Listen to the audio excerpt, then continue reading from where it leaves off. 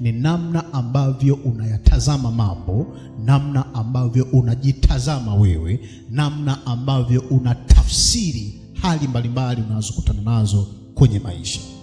Kuna mahali nilikuwa nafundisha kwamba matajiri wengi na watu wengi waliofanikiwa katika nyanja mbalimbali za maisha ni wale ambao waliumizwa sana, ni wale ambao walifeli sana, ni wale ambao waliumba sana, na kuyumba kwao ndio kusimama kwao leo hii. Narudia tena, kule kufeli kwao ndio kusimama kwao leo hii. Kule kufirisika kwao ndio kusimama kwao, ndio mafanikio yao leo hii.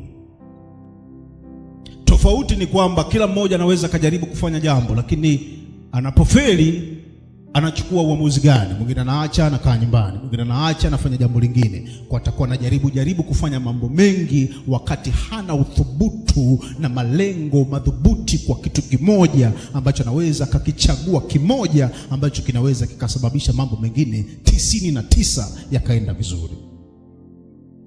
Ukikosa uwezo wa kuspot, wa kugundua kwamba Mungu amekukirimia mambo mangapi na nini ambalo unatakiwa kuliweka kwa kipaumbele kwenye maisha yako liweze kushikilia muhimili wa mambo mengine kwenda vizuri, ndivyo ilivyo hivyo hata katika nyanja yoyote ile ya maisha.